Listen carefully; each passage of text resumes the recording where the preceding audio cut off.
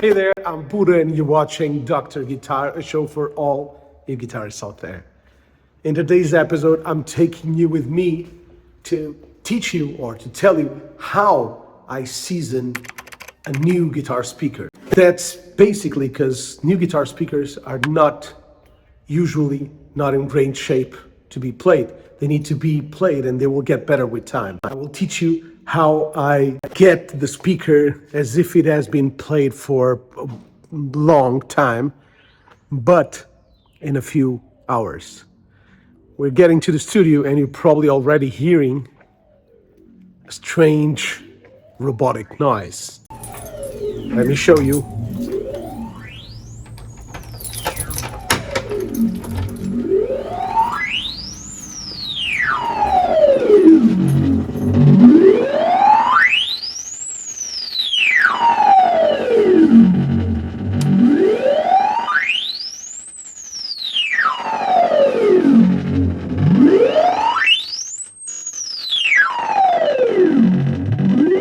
Basically, what I'm doing is sending a signal generator from Pro Tools. So I'm sending a sine wave to the amp via the XTC by Radial Effects, but you can use any output. And I will give you the file. I'll create a loop for you to use that, and I'll post it all to all my patrons.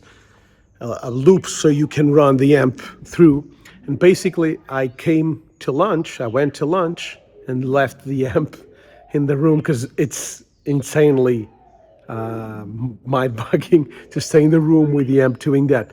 But I left to lunch and I left it there for 2 hours. I do this like for 5 days and you get 10 hours of continuous playing all the frequencies. So basically, you're seasoning your guitar speaker and getting it to mold and to become a lot more elastic, a lot more natural sounding. And you won't believe the difference it makes to the speaker. It makes it sound 10 million times better. I used to do this with the loop pedal playing a riff, but then you don't play all the frequencies.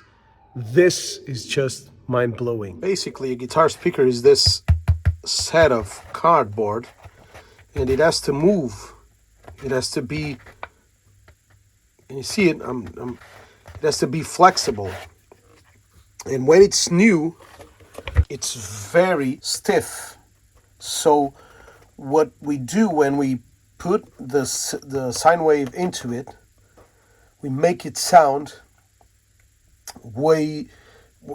get way more flexible, and it will depend on the speaker. Some speakers need it less than others, but by doing that, we just create a way better solution, a way better sound to our speaker, as if it has been played for years, because you're basically putting a lot of consecutive hours into the speaker playing all the frequencies.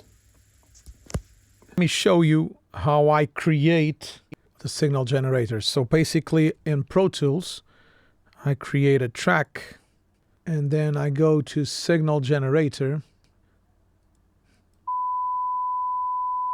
And here it is. Basically what I have to do is automate this.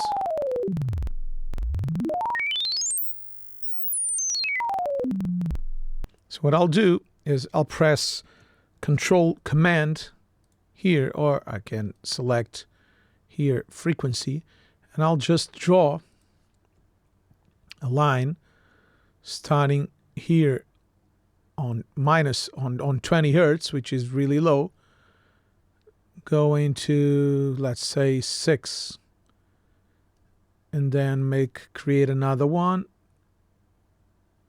and go again to -20, create another one, and then I'll make it play back in loop.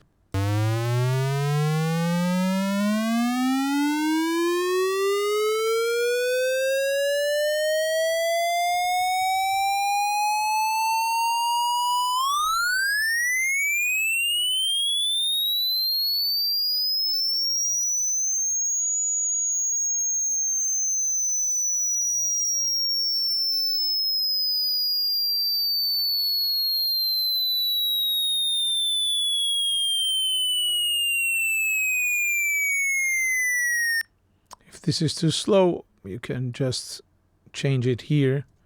And it's really, really, really, really easy to do that just by using this knob over here. So we can change it to be faster.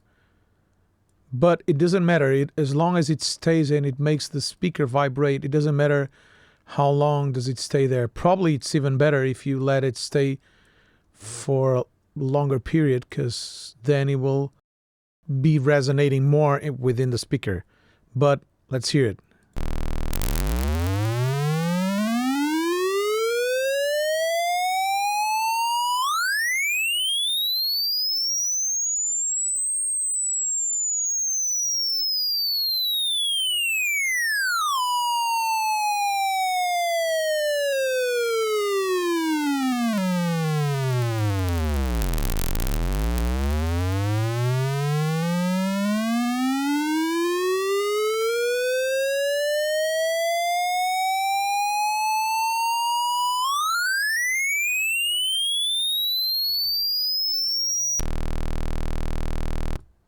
And that's it. Simple. This will really help you control your speaker and get better results with your speaker, because the speaker will get way more flexible, which allows it to play better. And I noticed the big difference in the high end. So for example, a Blue Alnico speaker, which tends to be really bright, really shrill in the upper end when it's new, will get really great results here. Hope you like it. And if you like the episode, please consider becoming a patron, or at least subscribing, leaving the thumbs up. It will help me get going the channel. Thanks a lot. We'll see each other next week. Bye-bye.